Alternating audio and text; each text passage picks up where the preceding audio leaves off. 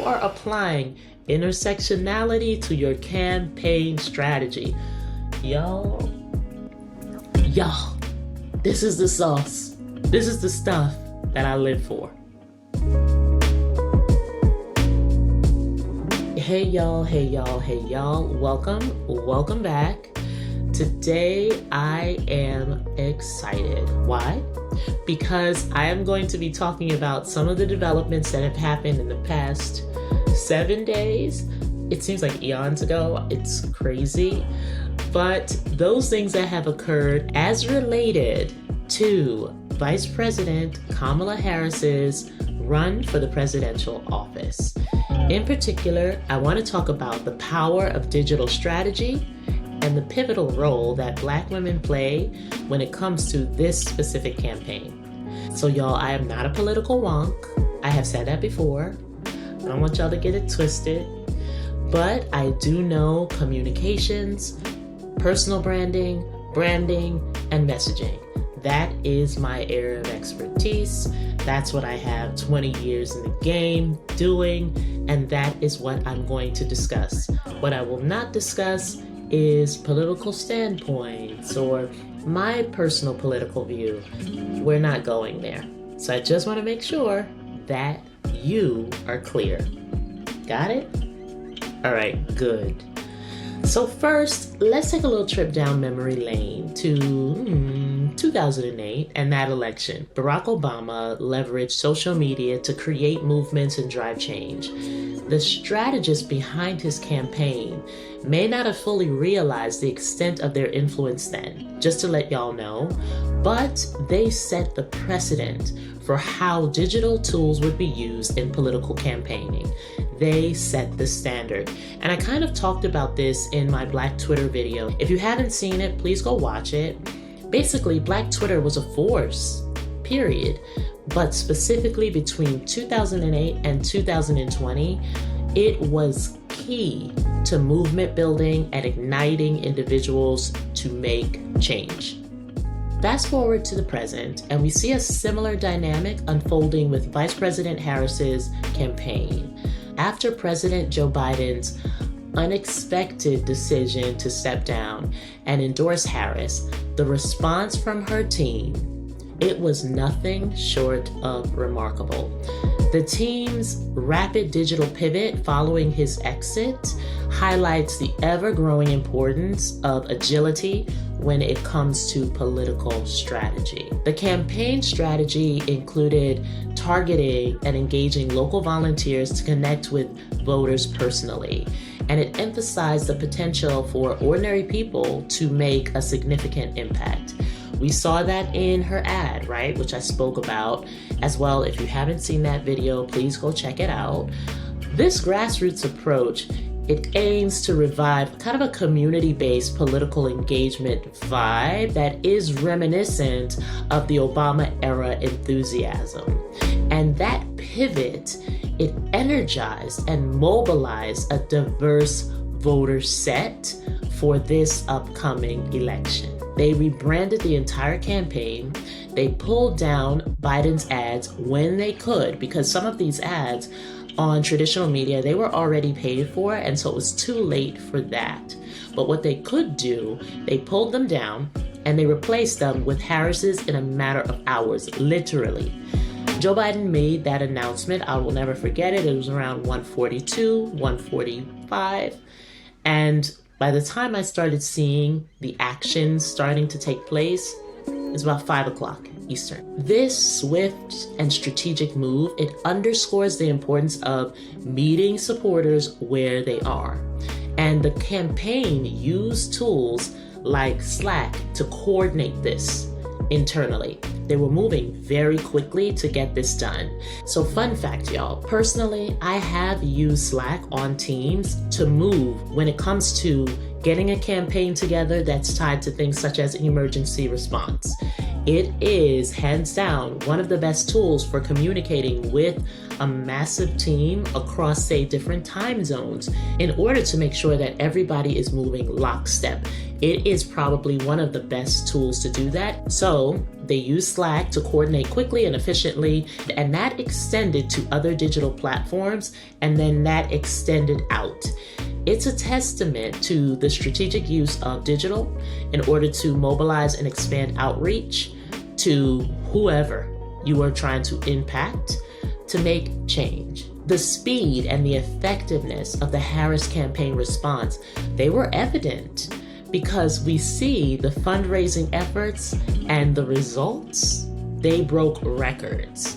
They have done an amazing job of rallying thousands of people in a very short time. Again, meeting people where they are as an invitation for them to be engaged in ways that suit them the most. It reflects a broader trend in politics where successful campaigns are relying on digital savvy and quick adaptability. It's a dynamic that, again, resembles what we observed in 2008. It highlights the critical role of digital strategy in engaging and expanding the electorate in real time. Now, I'm a little bit biased, but let's talk about the incredible role of Black women in this campaign. I mentioned to you all 142 about. By at least 5:30, over 44,000 Black women organized for a national Zoom call. And that call raised about $1.5 million in just 3 hours. That rapid organizing and the success of fundraising, it highlights the strategic importance of tapping into a dedicated and passionate supporter base. That group was actually having calls for the past 4 years. So it was not new that they had that call that night. The way that I found out about the call was actually quite interesting. It made its way to me, y'all, by way of a comment on a thread of a gossip influencer that I follow. Then I saw it in the comments of a woman in tech group that I'm a part of, and that was a post. And I thought to myself, is this real or is this a farce? And you know, the funny thing is, I went to a totally unrelated event recently. There were other Black women there, and when I asked them how they had found out about this call, it was similar. It was using this kind of word of mouth, kind of clandestine approach to say, hey, psst, join this call, be in this room by 5:30. It's weird, it's very cloak and dagger, but it worked. So the Harris's campaign's ability to quickly leverage the support of Black women who historically have backed the Democratic Party, but often feel neglected by it, more on that later, underscores a critical aspect of the modern political campaign. There is that need to actively engage and empower key demographic groups. That call was joined by the likes of Star Jones, Sunny Hostin, Angela Rye, Alexis McGill Johnson, and so many more. Win with Black women has been pivotal and will continue to be. As I said, they hold these regular calls, and the root of this movement came out of advocating against the racism and sexism that Vice President Harris faced 4 years ago. That dedication over the past 4 years, that was setting the stage for the historic mobilization that we witnessed. I want to really take this time to honor the work. And it was quite historic. What I love is that after the call, people made sure that they let you know, the Black women who attended wanted you to know that they were there. Something interesting, at that time, if you did a quick search of some of the hashtags that were connected, there was very little that initially came up, considering the groundswell around conversation. It gave me a little bit of a cue around how algorithms may or may not work. I am sure that by now that has since changed. Now, as we consider the call, the only thing that I would change, and I think they learned this lesson because I saw some of this over the past few days, is collecting the information for emails prior to the call for future engagement. For the second call, that information was collected upon registration. So in the end, they probably didn't really lose out, because I'm sure with all of the chatter that has been happening around this call, they've only built up more momentum by way of word of mouth. The content that is relevant to me found me. I didn't have to look for it. What I love is that these calls found me in spaces that are relevant to me. I had mentioned in my video for the ad that I had to seek out the ad. So to me, there is that indication that these things are operating disparately. They are operating kind of in a silo. And that is okay, because there's so much buzz and energy and excitement around this campaign that I am going to go and seek this information out. Now that makes sense for me and my demo. I am wondering about how it will work for other demographics, right, that don't fall into the same level of interest as I do. I'm gonna keep thinking about that. More on that later. The additional calls. There was Black men, there were young voters, there were LGBTQ, there was South Asian, there were so many more. And then there was a notable call rallying white women, which raised $2 million plus during the event and $8.5 million total. They also almost damn near broke Zoom. And I know Zoom is grateful for it. Y'all remember during the panty where we would all gather on Zoom for a number of different things, from, virtual book clubs to workout classes to a bunch of different things. And I remember there was some programming that actually happened on Zoom with celebrities, etc., where they would do full-on out productions. It seems like Zoom kind of forgot about that, or the technology is not existent anymore. Anyway, I'm not being shady, but I am being shady. More on that later. I have my feelings on the Zoom platform. Google Hangouts is more superior, but anyway, I digress. My hope is that Zoom will follow in the path that Twitter, or formerly known as Twitter, did, where they took the lessons that they were learning from the technology usage and applied that to how the technology is built so that it would better serve those who are using it. Y'all, this shows the broad base of support that Harris has, and highlights again the importance of inclusivity and representation in political strategy. By actively engaging with these communities, the Harris campaign has energized the base in a way that no other candidate has done yet. You are applying intersectionality to your campaign strategy. Y'all, this is the sauce. This is the stuff that I live for. This is the stuff that as a marketer, I so enjoy and I love seeing. Social media has played a crucial role, especially when it comes to younger voters. There's a whole nother campaign that is taking place on TikTok focused to Gen Z and younger. Just a few hours after Biden endorsed Kamala, she received an endorsement from electropop artist Charlie XCX. That's XCX.